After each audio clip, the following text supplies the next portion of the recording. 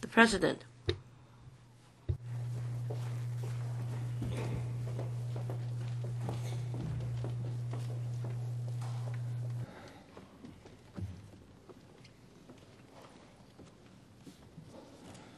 Good morning. The Council resumes the motion debate on developing the economy, improving people's livelihood. Mr. Cheuk-yan. Mr. President, the Labour Party has moved an amendment. We've moved this amendment because, in relation to Mr. Gary Chan's motion, he talks about macro level ideas of developing the economy and improving people's livelihood. These ideas are vague, and this is also the slogan of the DAB, and nobody would oppose that. Nobody would oppose developing the economy and improving people's livelihood. But the problem with his motion is that it is confusing. It's trying to mislead the people of Hong Kong. And in his motion, one expression is especially misleading. He calls on various sectors to put aside political disputes and focus on developing the economy and improving people's livelihood. So he seems to be suggesting that there is a hurdle. The hurdle is political disputes. Well, of course, if this is an equal society, there won't be disputes. And the Labour Party's position is that we want to delete this expression which is misleading, because we don't think developing the economy and improving people's livelihood is hampered by political disputes. Of course, we need to look at deep-rooted conflicts. Of course, we agree with Mr. Alan Leung's amendment that the political struggle put up by C.Y. Leung should be set aside. But the crux of the matter is a political issue. Our amendment explains what the political disputes are about. Now, for example, standard working hours. Well, there is a dispute between the labor sector and the business sector. And then the Commission would just sit on its own hands and do nothing. Because if there is no consensus, then the matter will not be taken forward. So if Mr. Chan suggests that there shouldn't be any dispute, then that means we will stay put.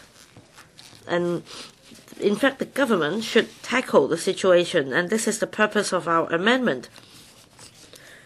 Now, the reason for these disputes is that a few consortia are in control of most of the local economic resources, and the small circle electoral system also tilts in favor of tycoons and people who are powerful and wealthy, thereby causing the government to be subservient to the interests of capitalists and allow consortia to carve up the fruits of Hong Kong's economic development, leaving the general public to bear the adverse social and livelihood consequences.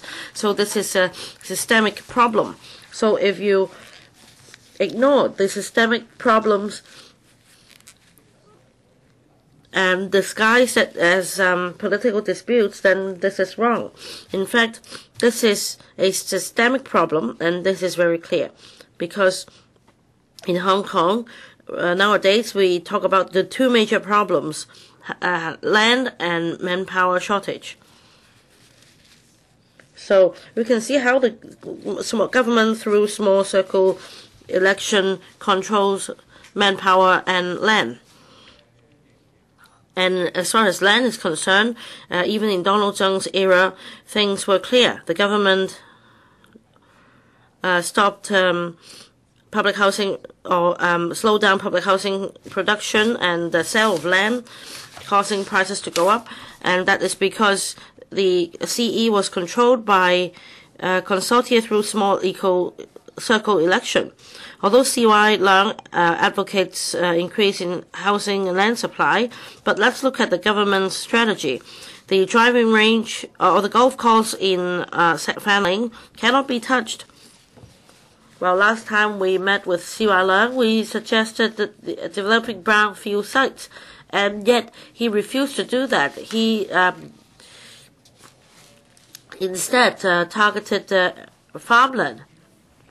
And also, Mrs. Carrie Lam in the past said that UBWs should be tackled, and then the government just put a halt to it. So the government is still looking after the interests of capitalists and consortia in terms of land supply. The government dares not touch brownfield sites. The government dares not displease local, the powerful in the local communities. So that's CY Leung's doing. On manpower issues, we talked about retirement protection, standard working hours. But when it comes to the wealth gap, we're talking about primary distribution and secondary distribution. For primary distribution, that's a distribution between employer and employees. If this is not done properly, and we'll have to rely on secondary distribution, that is government's distribution, and yet the government does nothing but give cash handouts. Now, I met with CY Leung and I asked whether the minimum wage rate can be revised or increased once a year, and he said no, it must be reviewed only once every 2 years. For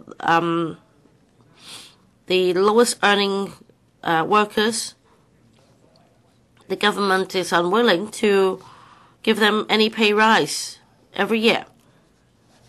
So, to put it bluntly, is it because you are afraid of displeasing the tycoons? So don't accuse us of raising political disputes. Now, in our amendment, we also talked about development strategies, and that is we should formulate economic development strategies based on sustainability and equitable allocation, to be complemented by proactive policies on labor, housing, so on and so forth. Now, I don't often praise this organization. This is the International Monetary Fund, IMF. They issued a study report, and the conclusion of that report is that if you want to take on economic development, then one must address the issue of unequal distribution of wealth and income. We often ignore these issues when we talk about economic development. We ignore the issue of distribution of wealth. It seems that these two are mutually exclusive, but according to the IMF's recent report, the conclusion is clear. There is one point in this report. That is, if the top 20% of the population with the highest income gets an increase in their income, then economic development will go down by 0.08%. As for the lowest stratum, if their income increased by 1%, then the economic will grow by 0.38%. So this is a report having assessed global data. Chairman, I hear some noise, but it's not coming from me. Is it gone? May I continue? So if we don't rationalize wealth distribution and narrow the wealth gap, then there won't be any economic development. The IMF has drawn this conclusion to suggest that if the middle class and the poor has more money, they will cause economic growth, whereas for the well-off, they will only invest the extra income in other areas. And the government is not doing anything in terms of wealth redistribution. That is why we want the government to do that. The government should not just focus on economic development and ignore the income distribution. Thank you. Mr. Alan Leong. Thank you, Mr. President. I have moved an amendment on behalf of the Civic Party. I would like to speak on 3 main points. Mr. President, probably you have already noted that I have moved an amendment in relation to a particular phrase in Mr. Gary Chan's original motion, that is to set aside the political disputes.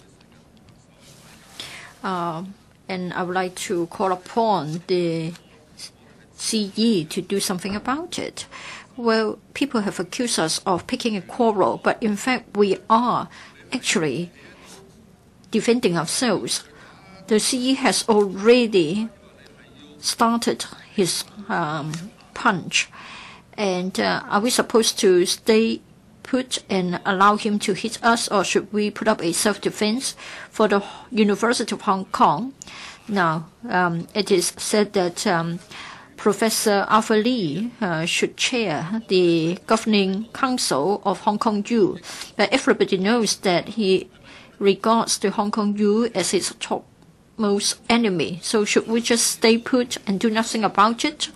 It is good to hear recently that people have made fair comments instead of merely making allegations against those who are putting up a self-defense, like Professor Yun Guok-yong.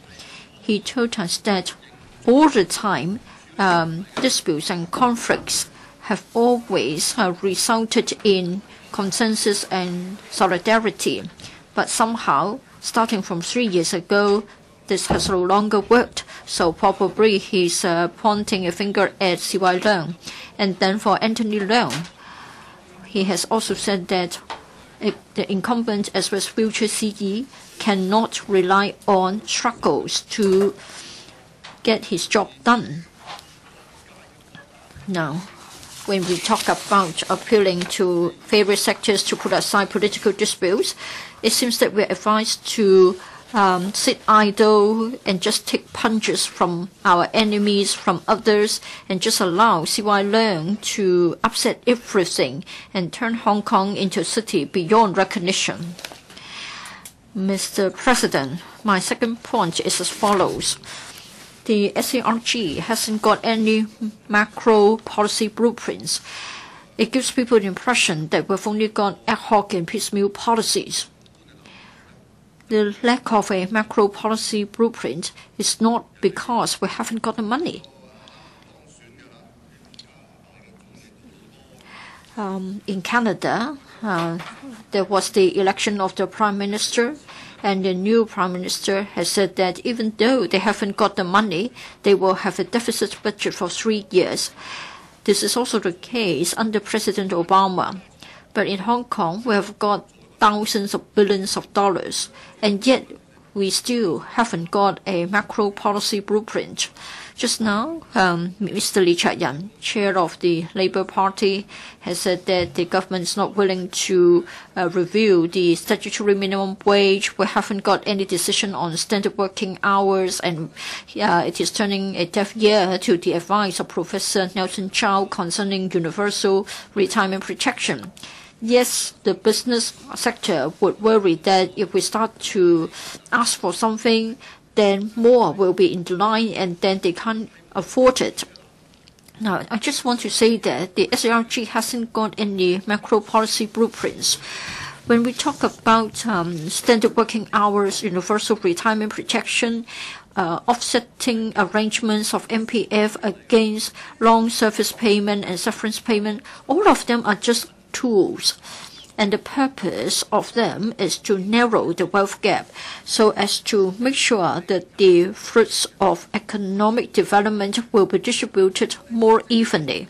So they are all tools, they are all measures. If the government has got a macro policy framework and has it presented to the public for discussion, then we can always have a debate as to which ones we prefer, and then we can make adjustments upwards, downwards, here and there.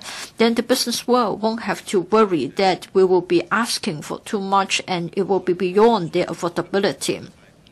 Now, of course, the best platform is to make use of the CE election, which takes place once every 5 years, but then the NPCSC will not want to have any changes. The big bosses would like to have the monopoly of the electorate. Now, for controversial long-term policies can therefore not be debated once every 5 years when we have CE elections. Now we have only got inbreeding small circle election for the return of the CE. And then for the electoral members, we are also part of the election committee. So this is going to give us trouble. When we want to develop economic development, when we want to improve livelihood, it is a long-term task. It all depends on the political setup. The political system is such that we have only got small circle election. So, of course, they would like to protect the current vested interest. And my third point in my amendment is as follows. I hope that the government will regard measures for poverty alleviation and social welfare not as expenditure. I don't think we should simply regard expenditure for such items as money thrown into the drain.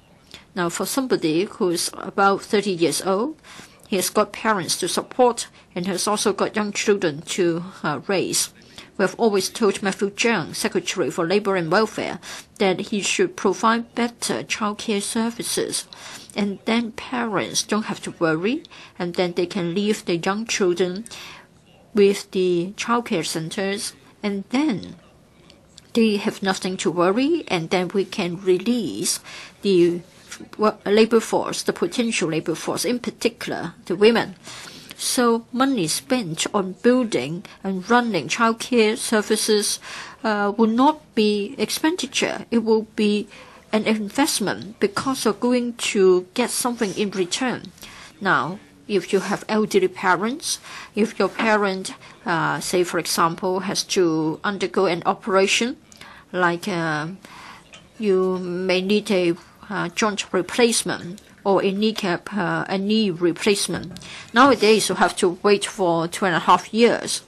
So children can't help but dip into their own pockets and send the parent to a private hospital after seeing a private doctor. And then the bill will come up to $100,000 or more. So if we have got a good public health sector, then you may be spending hundreds of millions of dollars. You can regard it as an item of expenditure, but it can equally be regarded as an item of investment. Now, if you ease the burden on the children, so instead of having to take numerous part-time jobs so as to pay for the medical bill, the time could have been spent on something else.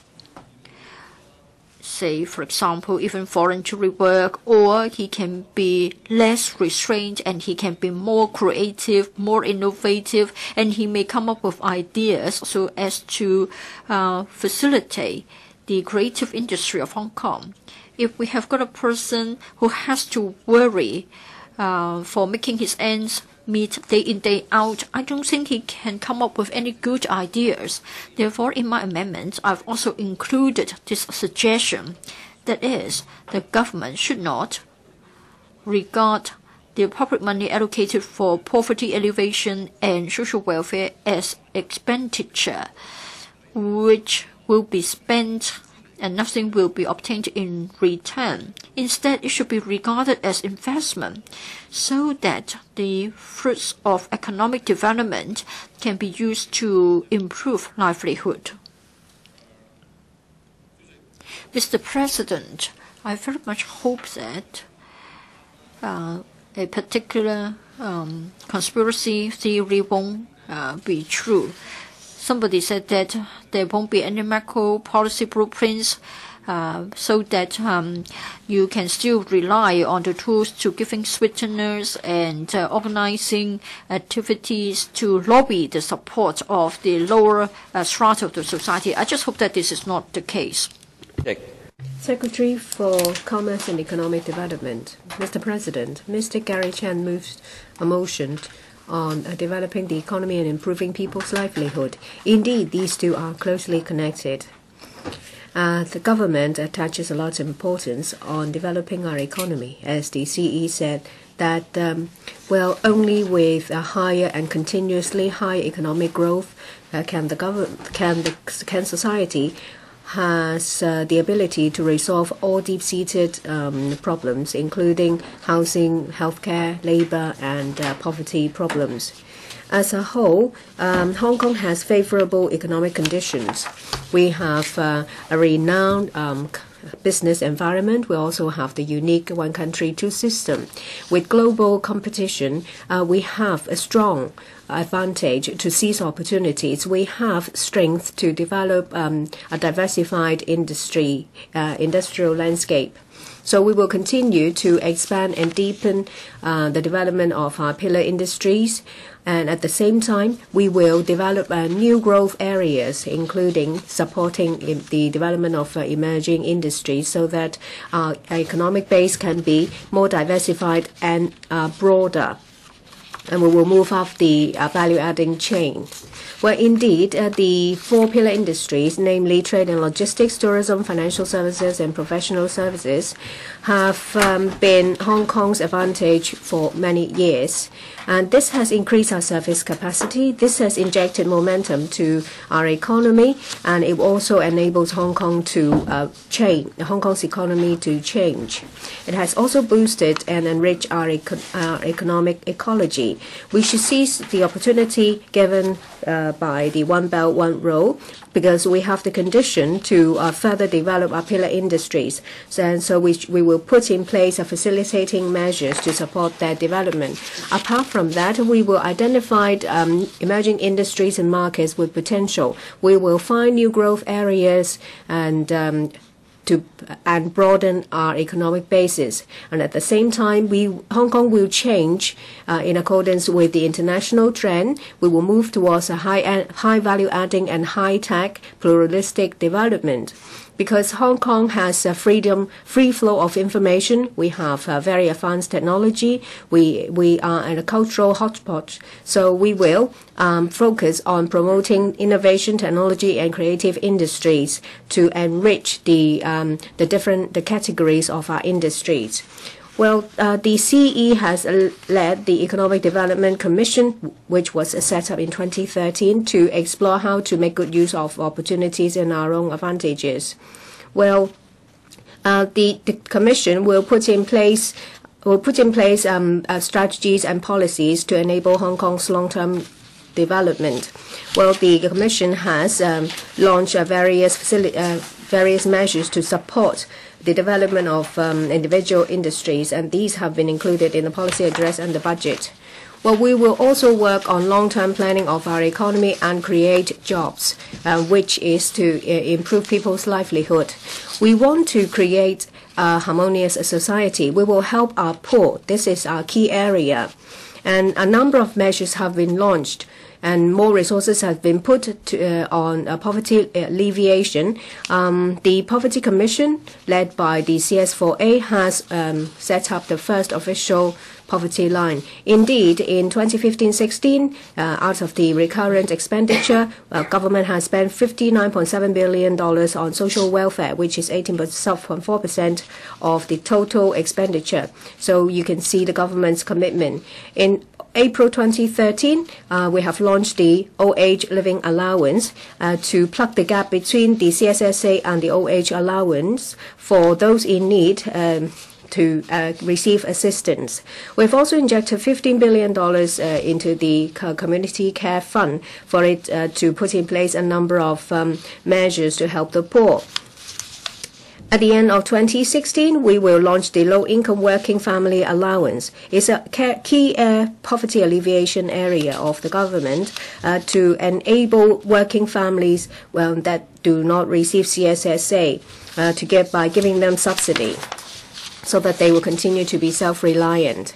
The government also attached a lot of importance on public health care. And in 2015 and 16, the government has provided a recurrent funding allocation, $49 billion to the Hospital Authority, which is a 50% increase compared to 5 years ago. This is to tackle a long-term increase in demand for health care. And there are also a number of hospital development projects. They are the Acute General Hospital in Kai Tak Development Area Phase 1, the Tin Shui Wai Hospital, Hong Kong Children's Hospital, redevelopment of Kwang Hospital, Queen Mary Hospital, and the expansion of the United Christian Hospital. Well, employment is very important. The Labour Department has been providing various employment services free of charge to help those who are looking for a job. And at the same time, they will improve and protect labor rights. And in relation to changes in the labor market, the government will continue to support Hong Kong to develop along these areas, and at the same time balance reasonably the interests between employers and employee, and improve employees' rights and benefits. When it comes to housing, the government is determined to resolve this problem. In December last year, there was the long-term housing strategy promulgated. It has set down a clear direction for further development. We will increase the number of public housing units and also subsidized housing, and at the same time maintain stable development of housing in the private sector. There's also a framework set down. The government will continue to implement these housing measures and initiatives. As Mr. Gary Chan said in his motion, society should focus on discussing developing our economy and improving people's livelihood. I will take the opportunity to listen to members, and I will give a concluding remark afterwards. Mr. Lam, thank you, Mr. President. Now, our slogan was cited by our fellow party member, Mr. Jeffrey Lam, yesterday, that we need the business and commercial sector to lead the economic development. And I think members should support Mr. Gary Chan's motion.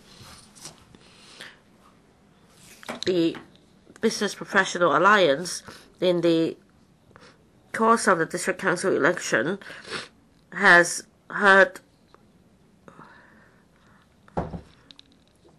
requests from the local communities to for us to reflect the views of the community to the CE, and that we should improve people's livelihood at the same time when we develop the economy. And we made over 200 recommendations to the CE in relation to that recently.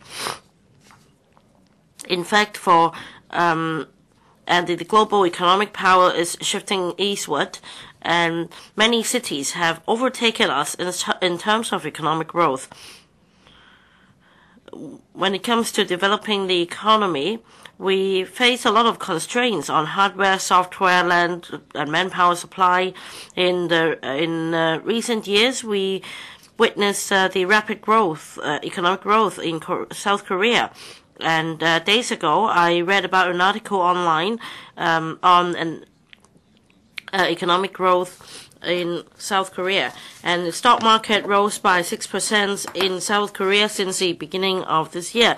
It's one of the three Asian countries recording an increase, and There are a lot of corporations in the innovation business, and according to the Innovation Index, South Korea ranks the top with a score of 96.3. And in terms of tertiary education, patent system, etc., South Korea also ranks the first. We have been having much talk on these matters, but we are far from catching up.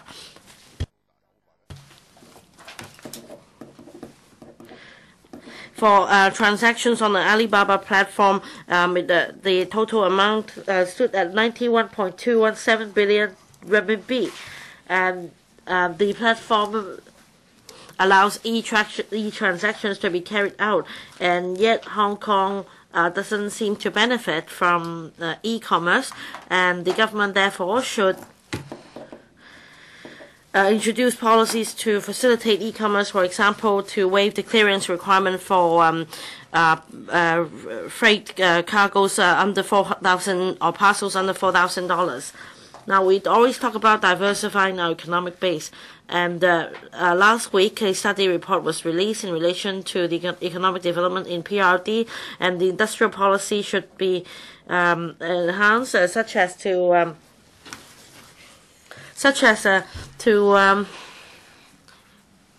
improve the environment for industries and to help industries in Hong Kong to upgrade themselves to 4.0, and we also need R&D and productivity enhancement, and we also need to bolster traditional industries and enhance planning for industrial land.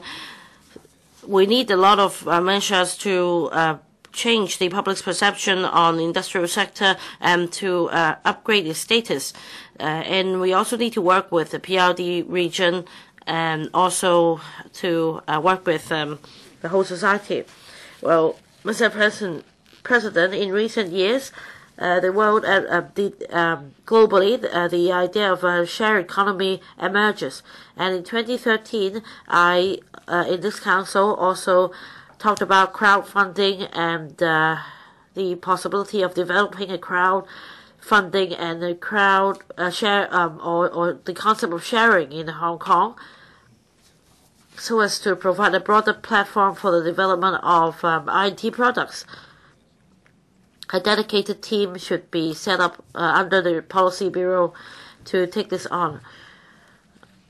The new economic mode has caused Hong Kong to rethink whether we need the change. I think we should follow Singapore's example. The government should explore the idea of a shared economy and to introduce a relevant legislation and regulatory mechanism to give confidence to participants. Now, the BPA is concerned about the economy as well as people's livelihood. We understand that the government should do more to improve people's livelihood in terms of housing, welfare, education. The government still has a lot to do. I hope that we can set aside disputes and forge consensus, and I hope that the government can work with the council in improving people's livelihood. We're concerned about housing needs in Hong Kong. We should keep an open mind in releasing more land for housing supply, and we can also introduce innovative and technology in terms of housing design, for example, to in order to reduce the production costs, and we also should consider importing labor to tackle the problem of protracted construction period because of shortage of labor. The government should also consider expediting the production of subsidized housing to help low-income families. Education is also important. Education is for learning, not for scoring marks. This is the slogan of the Education Bureau for years. We understand that assessment is needed to gauge the standard of students, but we hope that micro adjustments could be made to the policy so that we give students a happy learning environment. I support the motion. Mr. Wong Kok-heng. Thank you, Mr. President. I support Mr. Gary Chan's motion. Now, in his original motion, he calls on us to put aside political disputes and urges the government to focus on improving people's livelihood. Now, on this, I don't think the original motion reveals the crux of the matter, the actual cause of conflicts. Now, the actual cause of conflict is in this council, in the Legislative Council. The crux of the dispute is that the opposition would like to defeat the government. And they always say that C.Y. Leung is a CE returned from small circle election. He doesn't have the public mandate. And that is why they rationalize their tactics. They want to drag this government down. Mr. Gary Chan has shunned the issue. Of course, he would very much hope that this motion would be passed. However, I don't think we should avert this conflict. We should consider why in this council the opposition camp during this term has made it clear that they would stage a non-cooperation campaign. They would filibuster, and they would also support the 79. They support the occupation movement, which lasted for 79 days. And their objective is very clear. And according to media, it was revealed that many members actually received altogether $40.8 million of black money, so to speak. This is the center of political disputes. We should consider how we should use public money to increase land and housing supply, to improve people's livelihood. We should focus our time and energy on tackling long-standing livelihood issues. However, they failed to do that. Let me give you some examples. They moved a lot of amendments in the Finance Committee meetings. During this term, they moved altogether 1,672 amendments. For example, for the old age living allowance, they moved over 1,000 amendments. To solve land issues for Fanling North and Kutong North developments, they moved 68 amendments. To develop innovation technology, to establish the IT Bureau. Well, Mr. Greg So, you would know that the filibuster went on for 3 years. Another example, Mr. President, you would know they asked for quorum counts in this council. Let's just talk about 2014. Between February and October, altogether, they asked for 459 quorum counts, which took 69 hours, 7 minutes, and 51 seconds. And on 7 occasions, the meeting was aborted. So, Mr. President, you must know very well that these members have totally abused their power. In the end, $16 million worth of public money is wasted. Another scenario, when we debate on the 2014 appropriation bill, filibuster. Again, there was filibustering in the council. The 4 members moved altogether 1,163 CSAs. And when the bill, when the second reading of the bill was resumed on the 9th of April 2014, it lasted till June 4th, 2014, totaling 148 hours. That is 17 days before it's completed. So when members of the public are already anxious in this council, we're still dragging on our feet. They deploy the filibustering tactic. So, Mr. Gary Chan, we should not avoid talking about these issues who are in the way of Hong Kong's development. its members and political parties in the opposition camp in this council. Another scenario. For public works projects approved by the FC, the number of projects approved has substantially declined. In the year 2014-15, the chairman and deputy chairman of the PWSC was taken up by the Pan-Democrats, and in the end, only 46 items were approved, with an estimate of $47.7 billion, far below the $90 billion approved in 2012-13. And this is the contribution made by a Pan-Democratic chairman and deputy chairman. And for PWSC, because of delay in approving the items, there were cost overruns in projects and delay in projects for 6 to 12 months, and some projects even had to be retendered. And this has caused a substantial loss in the public coffers. 27 projects had seen an increase in construction costs by $2.3 billion because of filibustering, when also a delay of 6 to 12 months. And that is equivalent to 2 extra months of old age living allowance for the elderly. And the money is squandered by Pan-Democrat opposition camp in this council.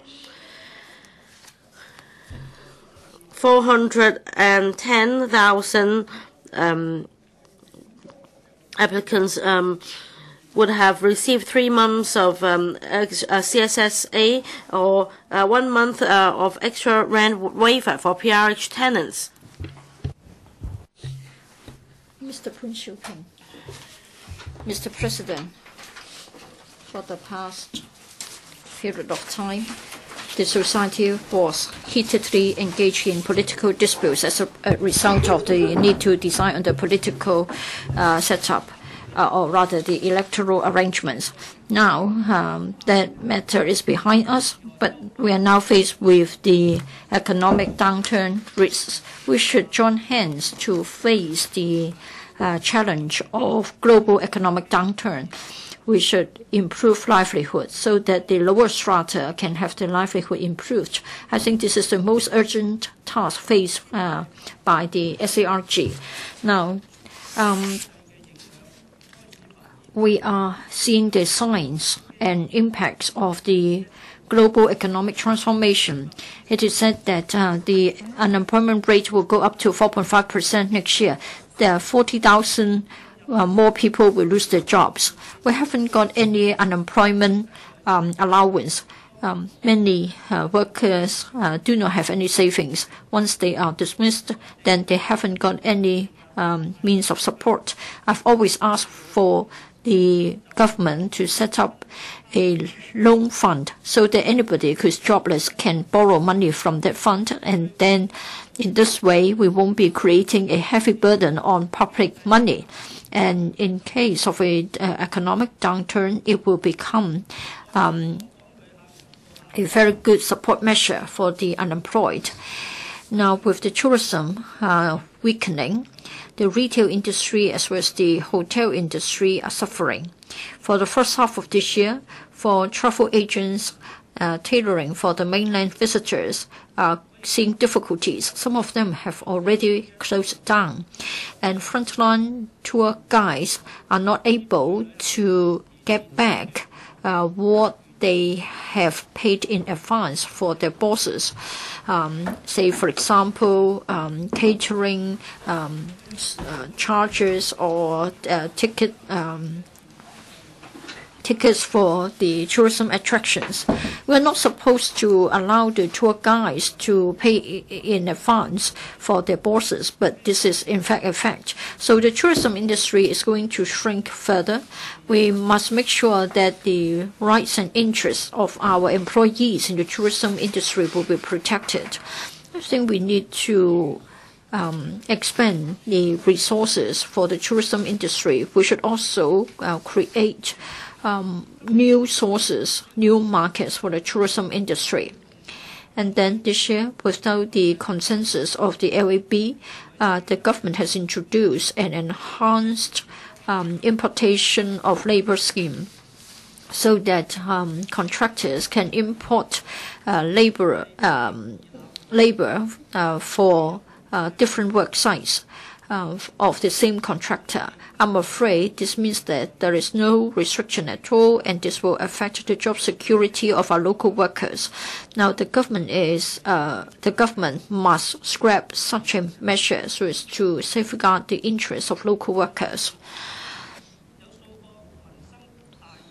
We have got a number of major livelihood issues, and we're supposed to give our comments, like standard working hours as well as the universal retirement protection.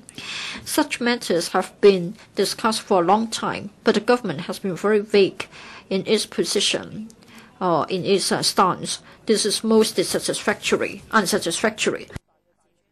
I'm afraid this will only escalate into major political issues. What is more regrettable is that when it comes to livelihood issues, the government would rather highlight the political elements. This is dividing the society. Universal retirement protection is a typical example. The society has been discussing this matter for a long time. The pros and cons, as well as the financial feasibility matters, have already been argued thoroughly. I don't think it is a matter of whether the society wants it or not. It's a matter of the government's stance. And yet the government would still want to consult the public.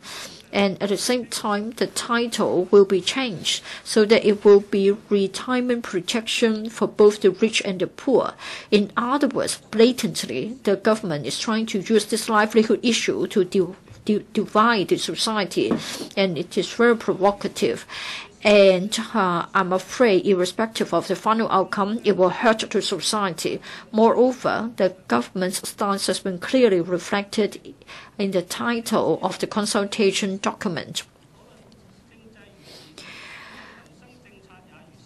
When we talk about political issues, when we talk about livelihood issues, they are matters of interest and of concern to everybody.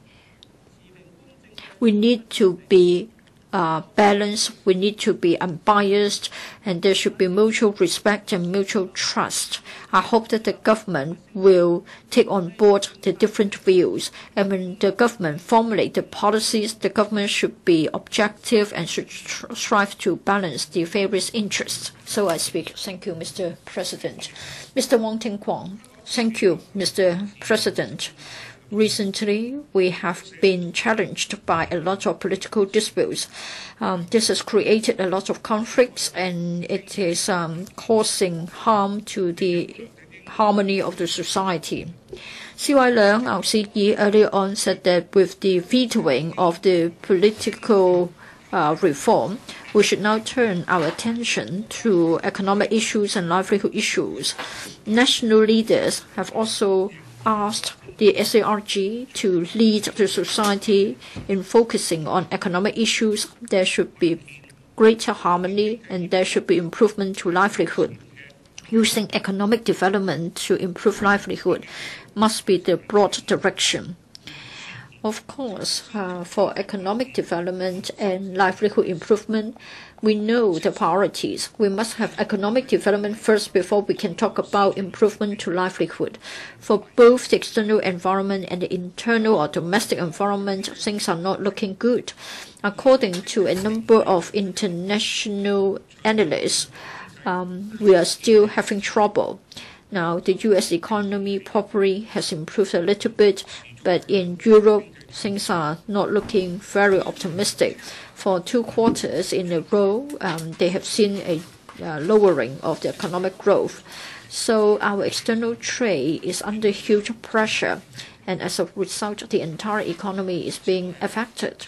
Moreover, enterprises are faced with excessive regulation.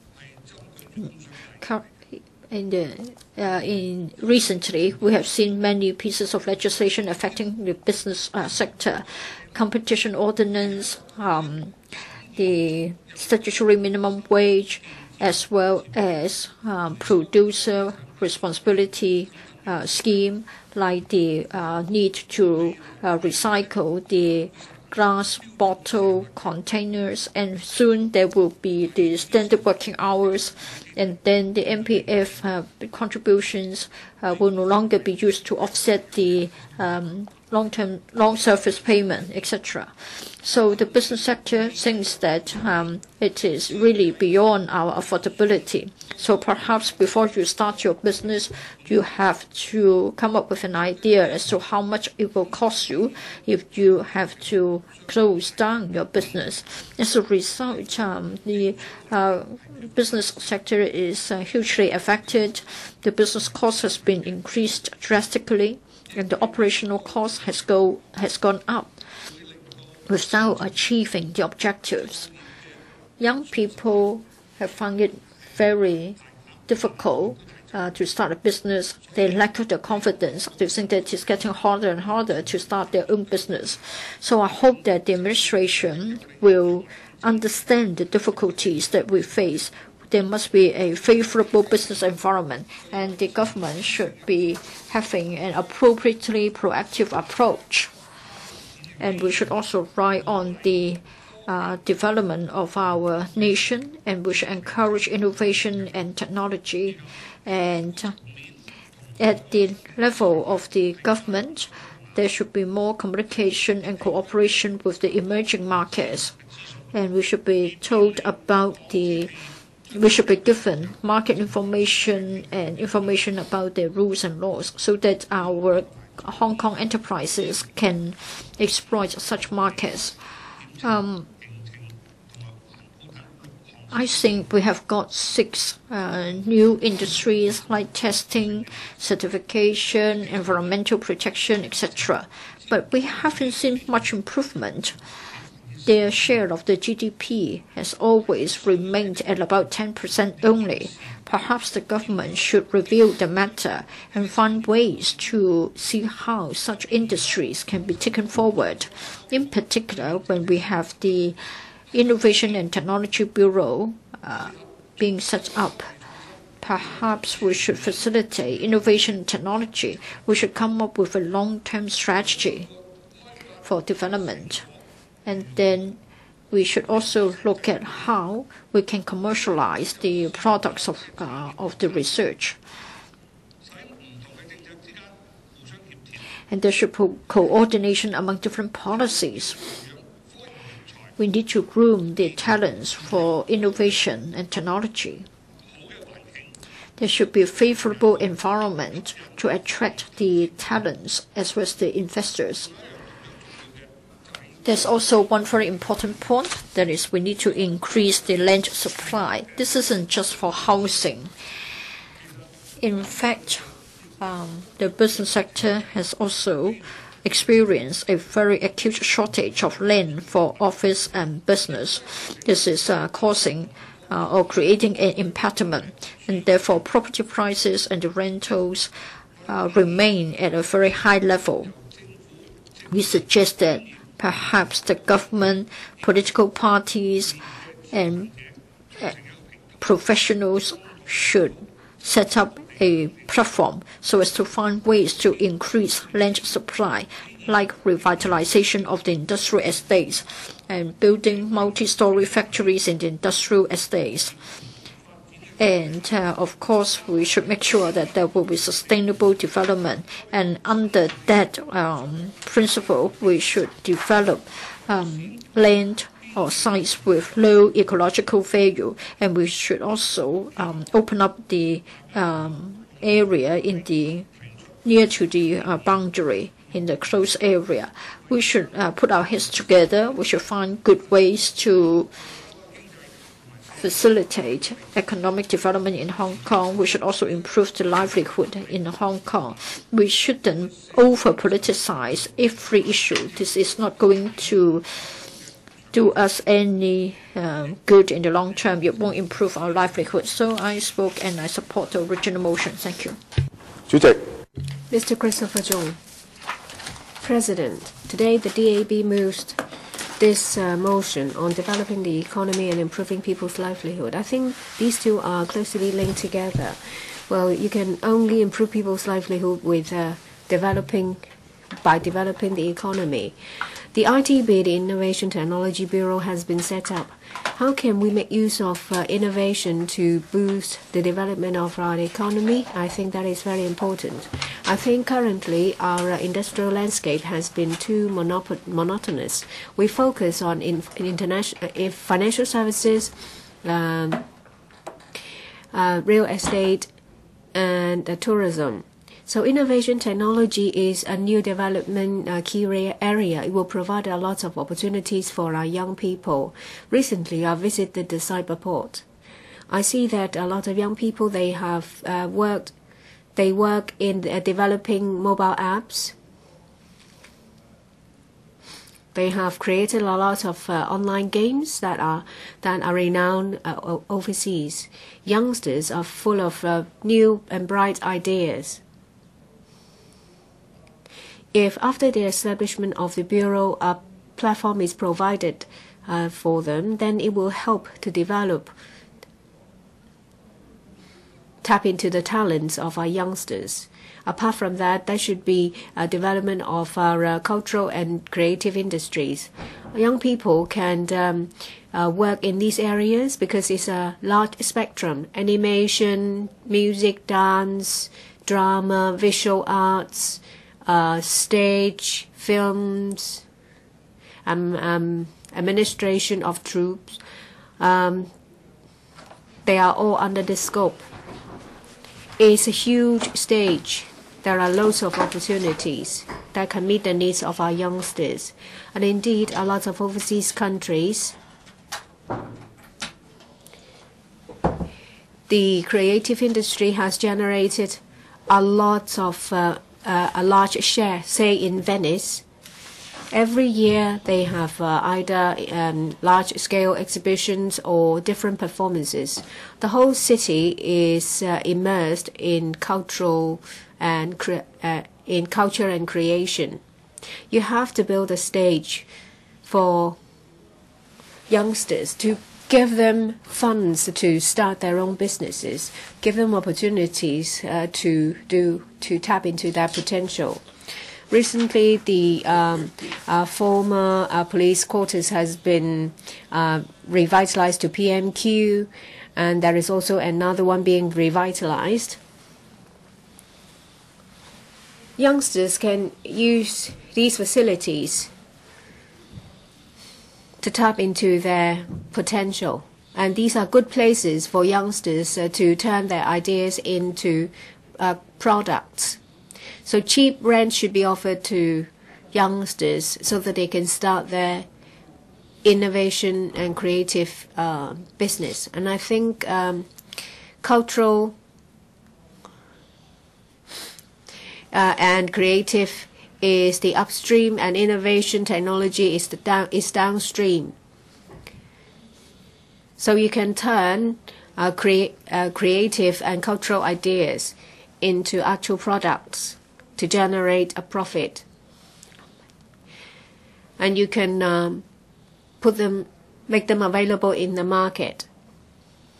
Hong Kong is a commercial society. However, development in our culture and cultural and creative industries is disappointing. The responsibility is squarely on the shoulders of the government. They should first deal with the problem of creative and cultural industries being under the scope of different bureaus. Say, for example, the HAB and the CEDB. Later, there will be the ITB as well.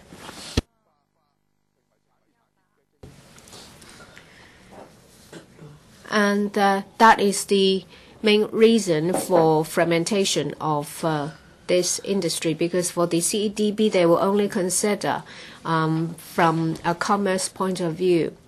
And it's not their responsibility to groom art designers.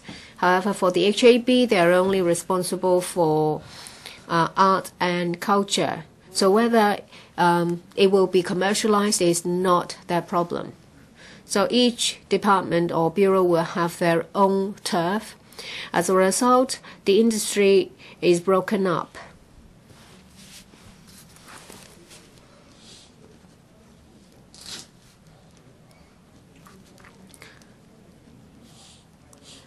So the government needs to review their policies and consider whether there is a need to set up an interdepartmental committee to coordinate the work.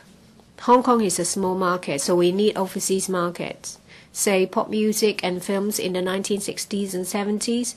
We have opened up Southeast as Asian markets and also overseas markets with Chinese people. And we have also taken advantage of the mainland market.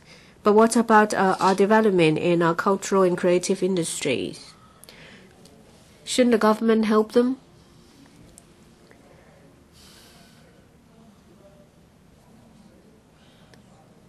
There should be officials from this LCSD attached to ETOs to develop the local market and also to help overseas designers or groups, art groups. After the Occupy movement, we have to now calm down.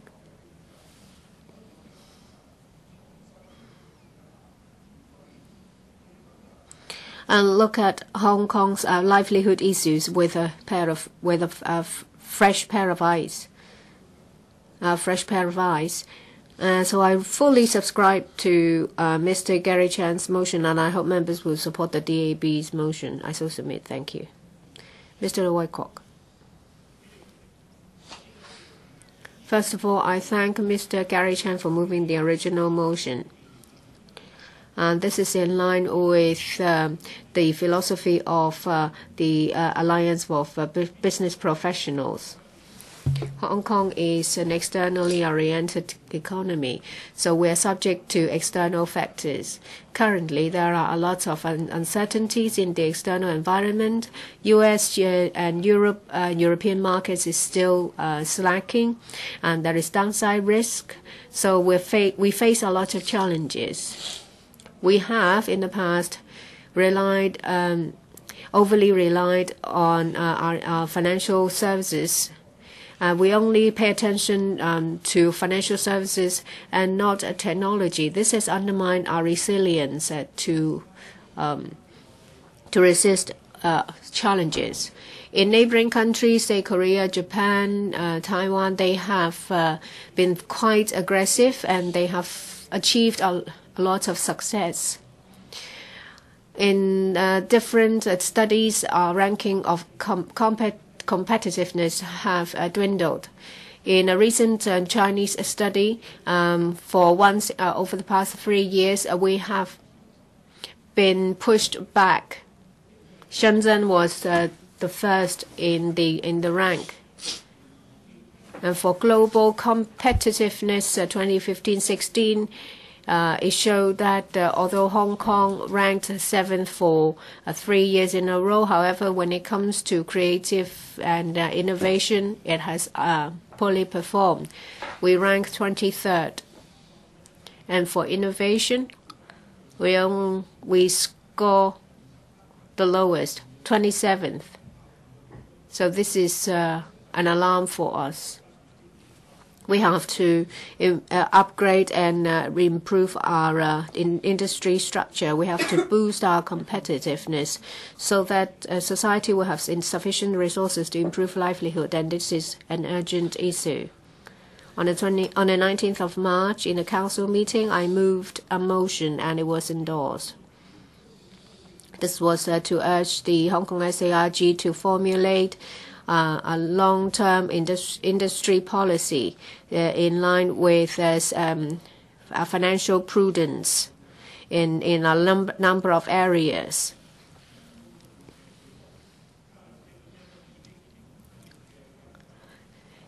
Well, the government should put in place different measures to stimulate development of industries. Support should be given to emerging industries.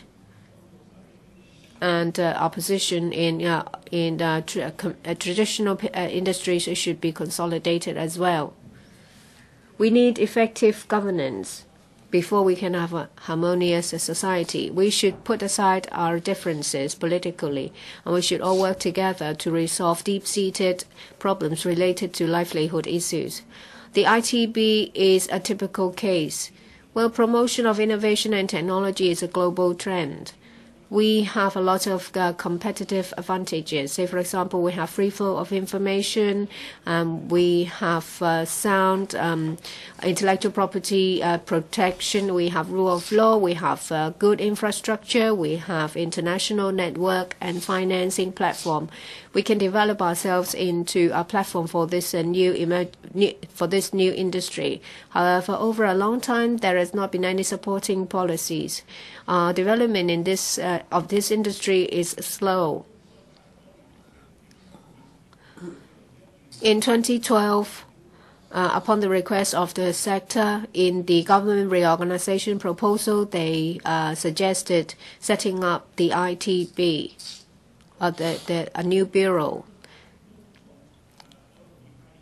Me and my sector urged the government to reconsider the establishment of the Bureau and to rename it Innovation and Technology Bureau. However, a handful of legislators started filibustering, and it's been dragging on for 3 years.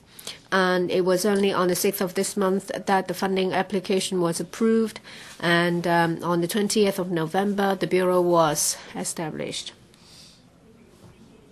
The government should also pay attention to coordination of the various policies and seize the opportunities given by the One Belt One Road and also the 13th five-year plan. There should be supporting policy measures put in place. I think that in the coming 5 years, Hong Kong should fight to increase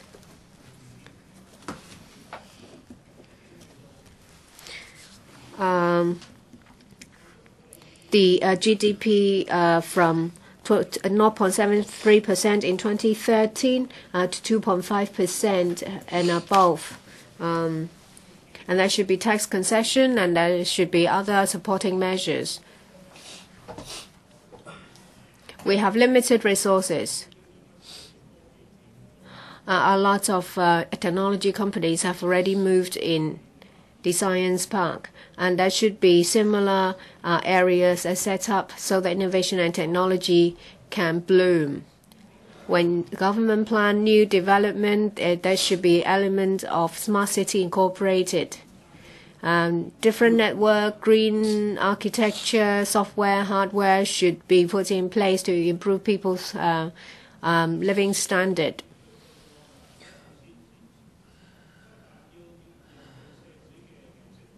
We need to forge consensus for it to be successful. You also need support from different sectors. So in relation to Cheuk-yan and Alan Leung's amendment, in their amendment, they have exaggerated the conflict between different sectors, and I beg to differ. There are lots of young people standing in the recent district election. A lot of them have won as well. It shows that we have great expectations. We should reflect upon this. I so submit. Dr. Lam Tai-Fai.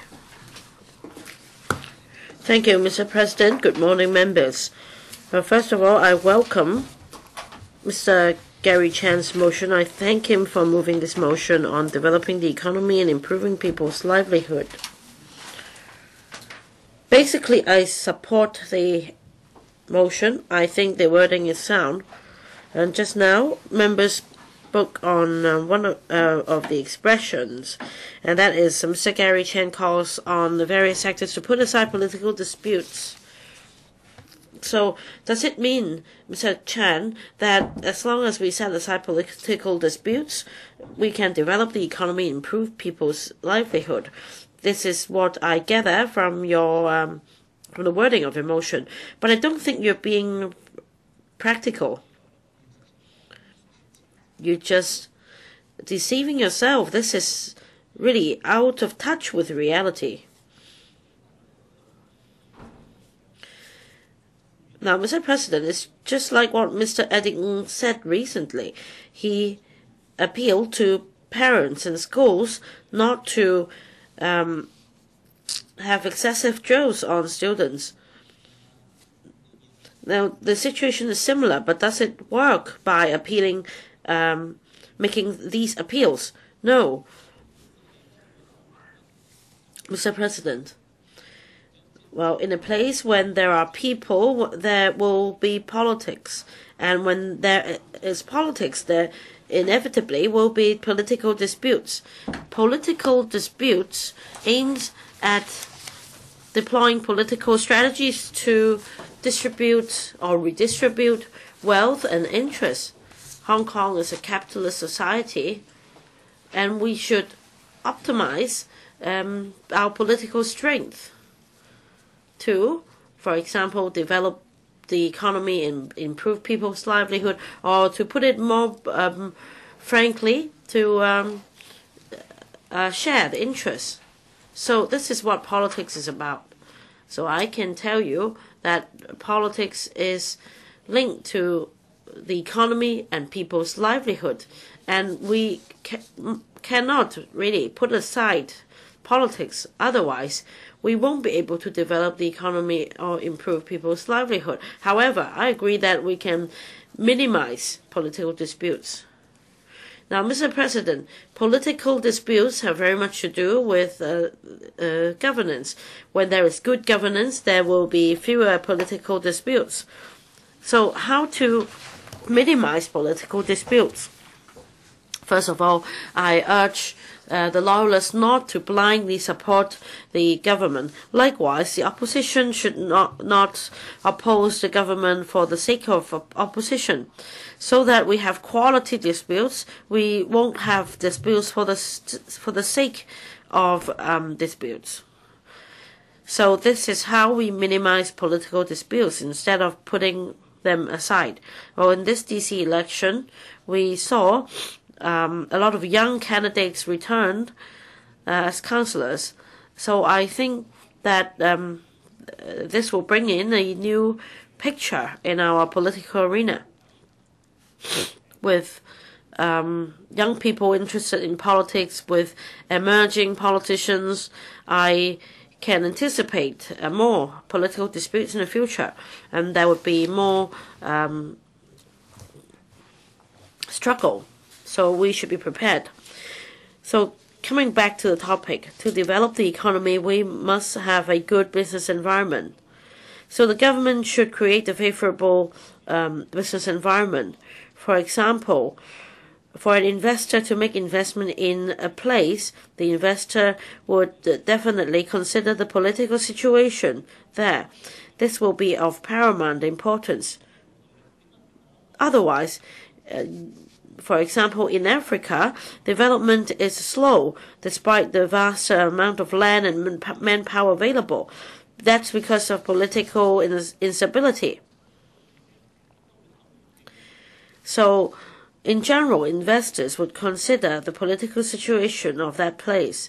So the government should maintain political stability so that people are reassured, so that in terms of employment and the economy in general, things will be good. So the government should work on stabilizing the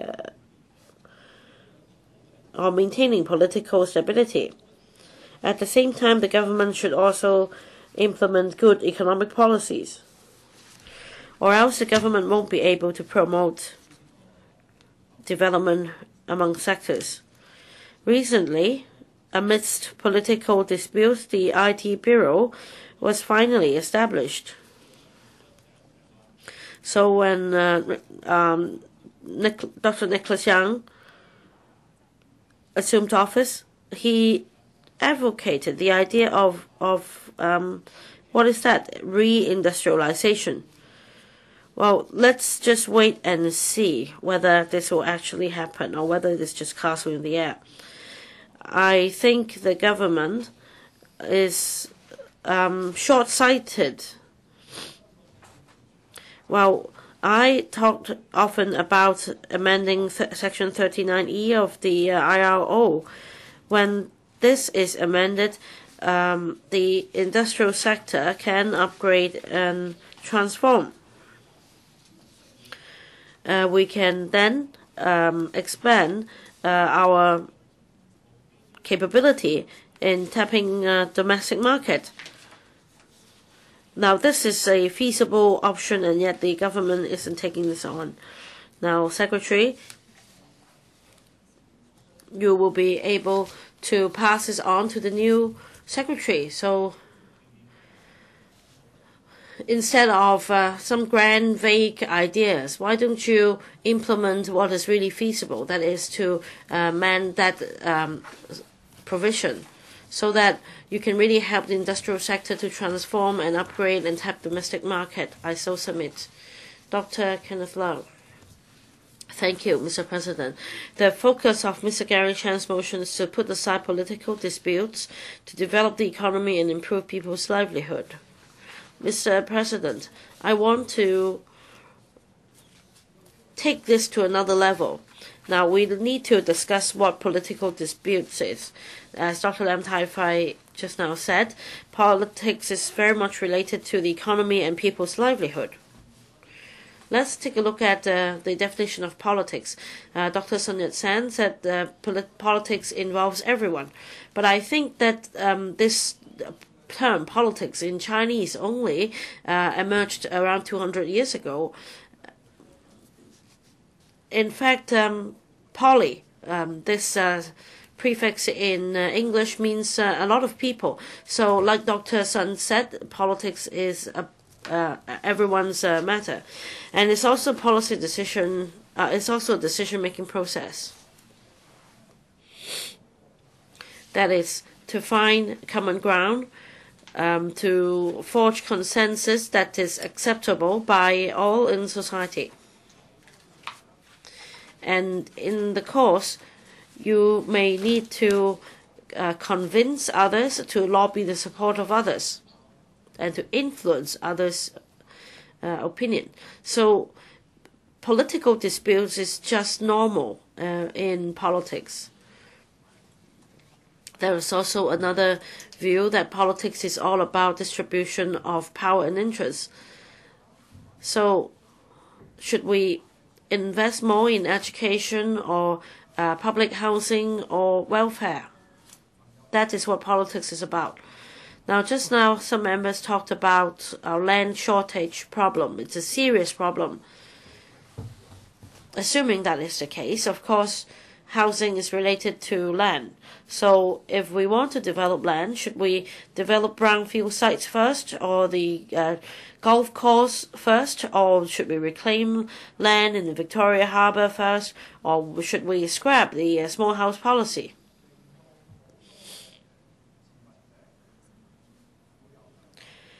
Of course, there will be disputes among the different stakeholders. So this is a housing issue, and this is also a political issue, because, as I mentioned just now, politics is about distribution or allocation of resources. So, as agreed by Dr. Lam Tai-Fai, politics is related to the economy.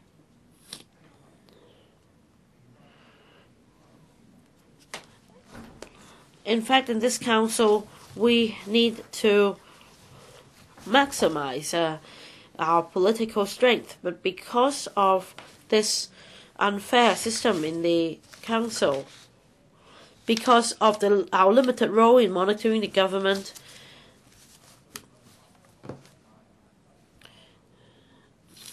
Mr. President, I don't think the council is fulfilling its function of resolving political disputes.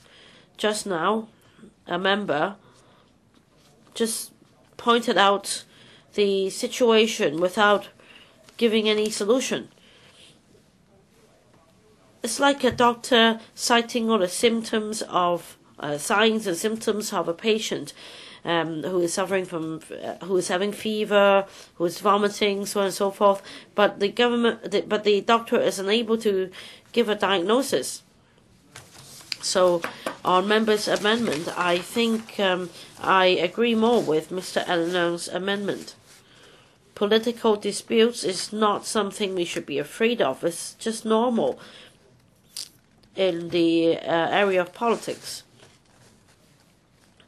The Legislative Council is the place for resolving political disputes. However, because of the inherent shortcomings, because of the unfair system in this council, the political disputes have not been effectively resolved in this council. And Mr. Alan Leung has also talked in his amendment about narrowing the wealth gap, and also that also for the CE to come up with policy blueprints. In fact, in the first year of his governance, he should have proposed a macro blueprint instead of dwelling into the details of government policies each and every year. We can fine-tune the blueprint in the years that followed. So when it comes to developing the economy, we should not just focus on developing the financial industry, and instead we should think about reindustrialization. For the for the high value added industries with low usage of land and low pollution, we should focus on developing these industries. Well, from statistics, we see that in terms of tertiary production, our output accounts for 99% of our GDP. This is very unhealthy because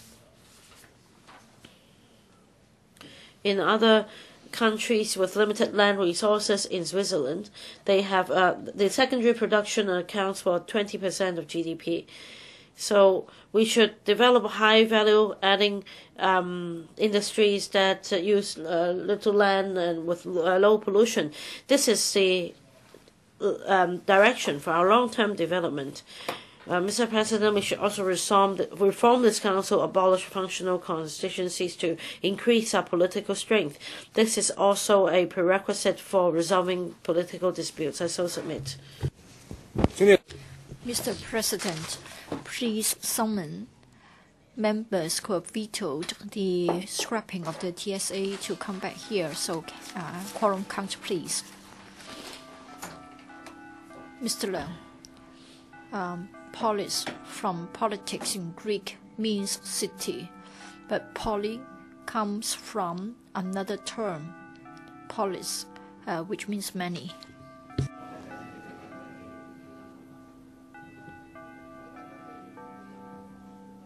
Yeah.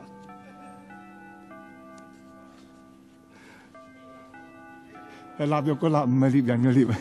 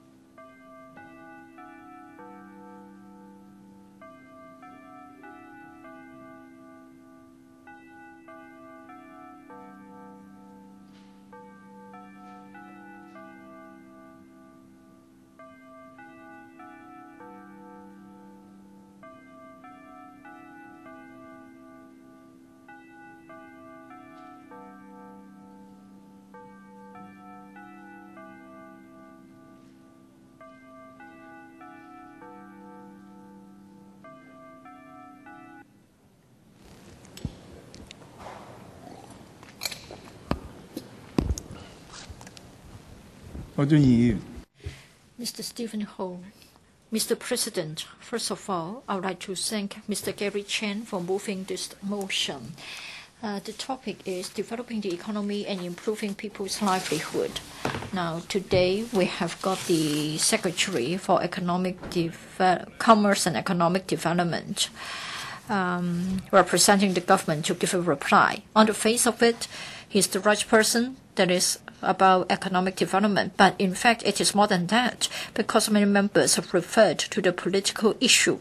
Perhaps Mr. So will say that we should focus on economic development and improve people's livelihood and be silent on everything else.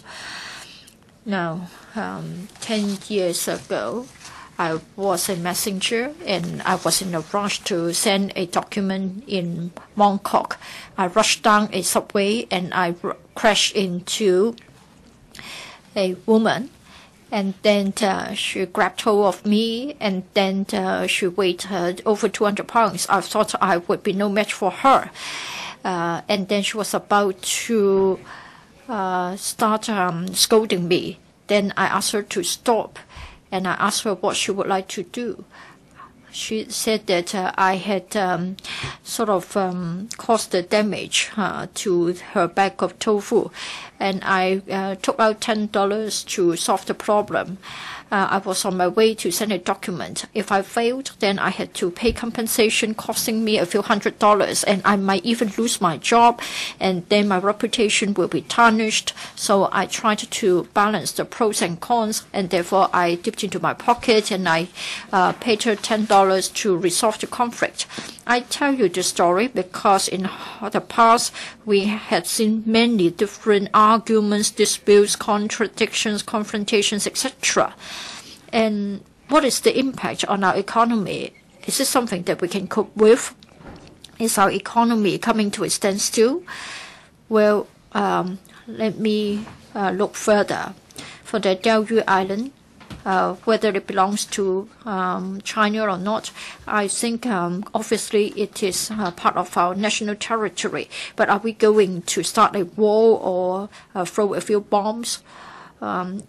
So for council members and for politicians and even for an ordinary citizen, when we look at the economy of a place, when we look at the livelihood issues, I think we all first join politics to improve the livelihood of our people. I think that must be the original intention of anybody joining the political scene. Just now, Mr. Lam Tai-fai has said that for Gary Chan's motion, it is said that he's a bit innocent and oversimplified. Of course, for DB members, we all know that politics cannot be taken away from economic issues and livelihood issues. We know that the political arguments have escalated to such a level that the council cannot operate normally, and the governance and administration have been dragged down. And in fact, in the past 10 years, I think we have got a new term which is always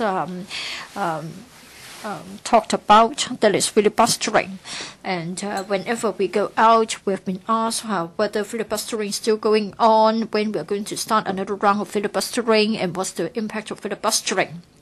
Now, I have told them that perhaps the government will be kept at a standstill when there is filibustering going on. Of course, for a restaurant owner, he's happy because the hygiene inspector will not come to give him summons. But what about fires breaking out, firemen stopping work? And recently, Mr. Chan Kin-po, chairman of the Finance Committee, he stopped the filibustering so as to resolve the problem of the establishment of the Innovation and Technology Bureau.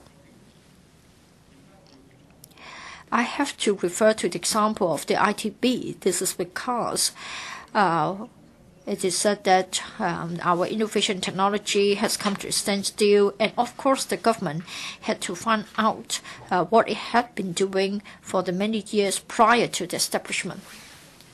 Sorry, Speaker, is not coming through. I'd like to ask members to come back. I haven't been aggressive.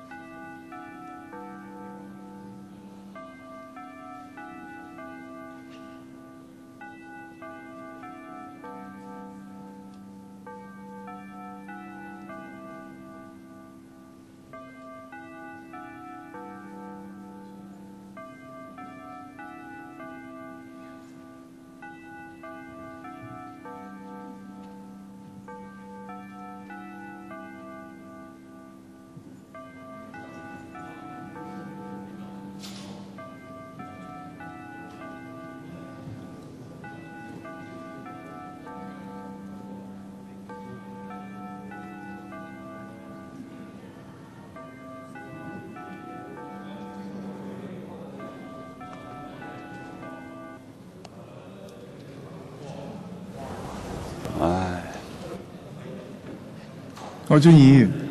Mr. Stephen Ho.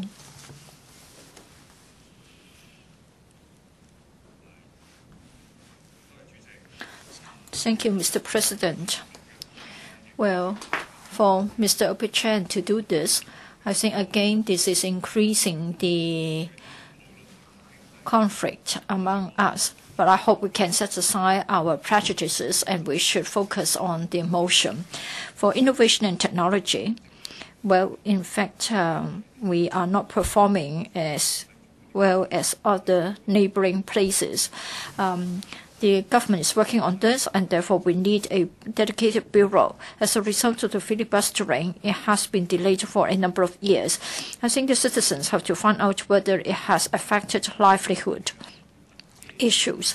And then I want to talk about a loan fund for the fishermen. As a result of the political arguments, it has been delayed for a few months before fishermen can borrow from the fund. And some fishermen have left the industry as a result of not being able to wait for that. And then some newcomers have also found that they are not at the right time. So opportunities have to be grabbed, and we mustn't allow opportunities to slip by. So for us to talk about this motion, we should set aside our bias. Yes, politics, economic development, and livelihood are interrelated.